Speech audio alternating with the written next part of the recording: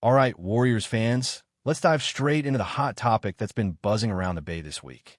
Golden State finally held the introductory press conference for their biggest offseason move, the arrival of Al Horford. Now, I'll be honest with you, when I first heard about the signing, I had my doubts. We're talking about a guy who is well into the later stages of his career, someone who didn't even suit up for back-to-backs last season. That's the kind of thing that raises questions when you're thinking about a long, grueling 82-game season plus the playoffs. But seeing Horford stand there in front of the cameras, speaking with that calm, collected demeanor, I have to admit, it gave me a bit more confidence. It wasn't overwhelming, but definitely more than I had just a week ago when the rumors were swirling that Golden State was going to bring him in. What Horford brings to this team isn't necessarily jaw-dropping numbers or athleticism that pops off the screen. He's not the 25-year-old big man who can run the floor and protect the rim at an elite level anymore.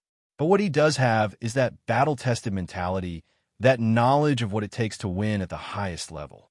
This is a player who's been part of deep playoff runs, who's gone to the finals, who's won championships back in college with Florida, and more importantly, someone who's been around the NBA long enough to understand the grind. That mindset is something Golden State desperately needs right now. Because let's be real, the Warriors don't have the most stacked roster in terms of length and youth. They're not putting out 2 or 3 7-footers who can bang with the biggest centers in the league every night.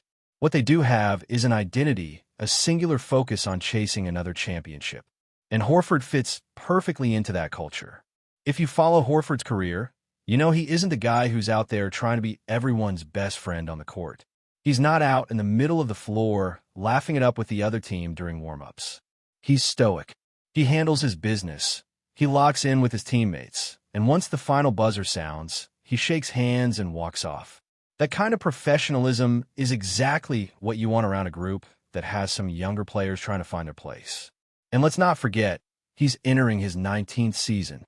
To still be contributing at a high level that deep into a career says a lot about the way he takes care of himself and the seriousness with which he approaches the game. One of the biggest storylines to watch here is how Horford's presence affects Quinn Post, the lone 7-footer on this roster. Golden State clearly wants to give Post minutes and a chance to develop into something special. Having Horford around as both a mentor and a reliable option on the floor gives Post the chance to grow without the full weight of the position crashing down on him. That balance could prove crucial as the season unfolds. Because right now, the Warriors only have those 2 true centers, and Draymond Green has made it clear he's not trying to spend heavy minutes at the 5 anymore. And honestly, can you blame him? At this stage in his career, after everything he's been through, the constant physical pounding of wrestling with guys like Rudy Gobert every night isn't sustainable. We saw it in that Timberwolves series, how much extra effort Draymond had to put in just to secure rebounds. He still has elite vision. He's still the guy who keeps the ball moving. And he's still capable of being the defensive anchor, but asking him to handle the full load of center duties over the course of the season just doesn't make sense anymore. That's where Horford becomes valuable. Not just because he can space the floor and knock down a timely 3, but because he gives Draymond a release valve. Instead of banging down low every possession, Draymond can operate from the top of the key, orchestrating the offense, finding Steph, Klay, or Wiggins in their spots, while Horford holds his ground against opposing bigs. And at the same time, Horford can pass down those little nuances of the game to Quinn Post, helping him find his rhythm and take steps toward being a long-term contributor. Now, the elephant in the room is the front office. Ever since Bob Myers stepped down back in 2023, there's been a lot of uncertainty. Mike Dunleavy Jr. stepped in, and to be fair, he's done some things well. Bringing in Jimmy was a massive move, a complete game-changer for the team's energy and competitiveness. Adding Seth Curry might not seem huge on paper, but we know the chemistry that brings. And now Horford. On paper, the roster is better than last year, no question, but it still doesn't feel complete. That's the thing with Dunleavy. He hasn't really had that offseason yet where everyone looks around and says, wow, this team has to be taken seriously.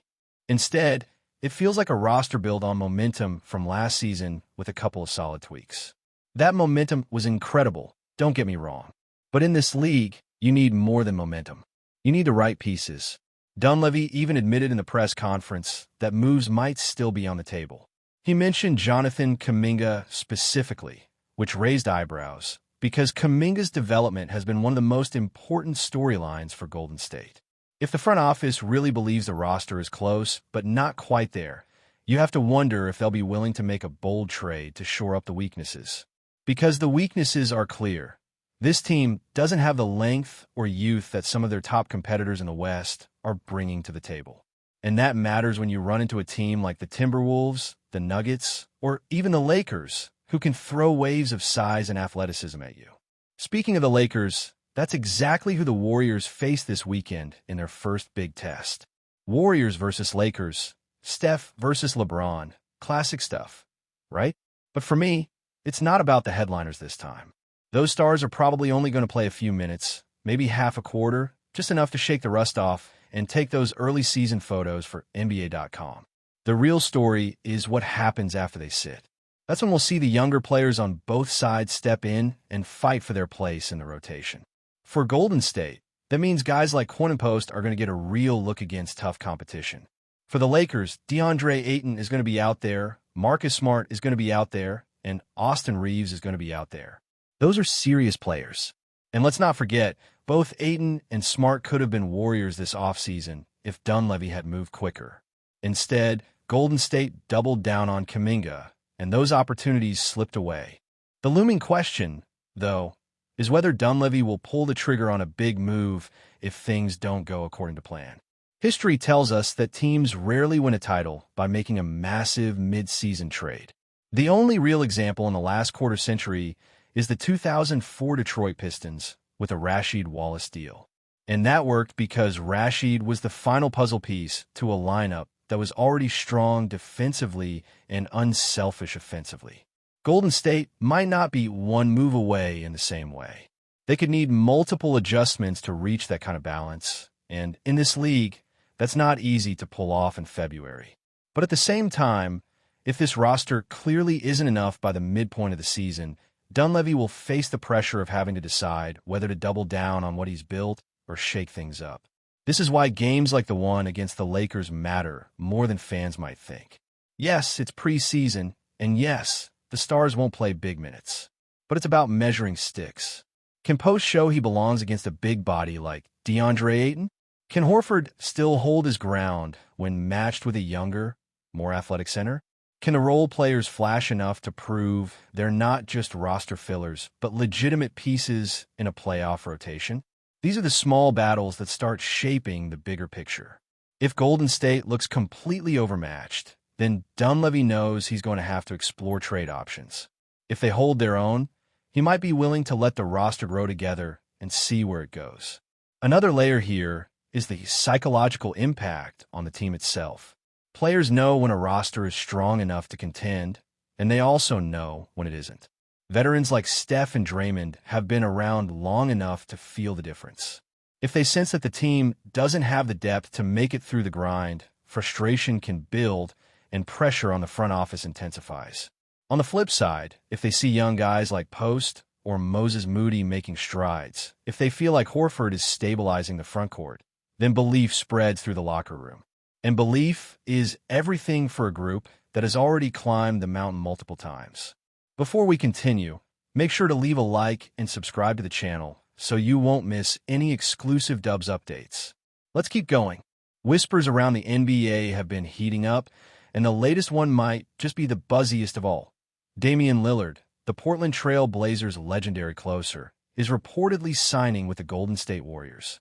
While nothing has been officially confirmed, sources close to the situation suggest that the move could reshape the league's balance of power and the Warriors' own championship aspirations. Lillard, known for his ice-cold demeanor in clutch moments and his uncanny ability to hit shots that defy physics, has long been one of the most feared finishers in the game. Fans have watched in awe as he buried deep threes at the buzzer, erased double-digit deficits, and carried his team on his shoulders. Now, the thought of him donning a Warriors jersey has set social media, and the Bay Area, ablaze with speculation. Golden State, led by Steph Curry, Klay Thompson, and Draymond Green, has always been a team built on chemistry and sharpshooting. Adding Lillard, an elite closer who thrives under pressure, could create a juggernaut that few teams could hope to stop. Rumors hint that the Warriors are ready to embrace Lillard's star power, giving him the freedom to take the big shots while still benefiting from the system that has produced multiple championships. Insiders suggest the deal is motivated not just by a desire to return a championship glory, but by the Warriors' recognition that adding a proven closer could change the dynamics of playoff basketball. Lillard's presence could turn Golden State into an even more formidable second-half team, the kind that opponents dread seeing in tight fourth quarters. Of course, questions remain. How will the chemistry shift with two alpha guards in the backcourt? Can the Warriors adjust their style to accommodate Lillard's scoring explosiveness? And perhaps most intriguingly, will Lillard find himself basking in the shadow of another superstar? Or will he finally get a stage where every shot he takes cements a new legacy? As the offseason unfolds, the league watches with bated breath. If the rumors hold any truth, the Warriors could be on the verge of assembling one of the most electrifying duos in modern basketball. Two players who can rewrite the definition of clutch. And while nothing is official yet, the NBA rumor mill has never been more tantalizing. Stay updated exclusively with the latest Dub Nation news. Subscribe to our channel and hit the like button to keep getting daily updates on the Warriors. Don't forget to share your thoughts in the comments. Your input is essential for the Dubs community. Stay tuned for the next video. Imagine if Ayton and Smart were wearing Warriors jerseys right now. You'd be talking about a former #1 pick who, despite an uneven path, still has all the tools to be an impact center, and a former Defensive Player of the Year who could have bolstered the perimeter defense and toughness of this team. Pair those guys with Horford and Draymond in the frontcourt, and suddenly you're talking about a rotation that could handle the size and physicality of any Western Conference contender. But those deals didn't happen. And instead, the Warriors are going to have to prove they can stand tall against teams like the Lakers without that extra reinforcement. This matchup with Ayton is going to be an early measuring stick for both Horford and Post. If they can hold their own, if they can show they won't be pushed around, that's going to go a long way toward easing some of the concerns about the frontcourt depth.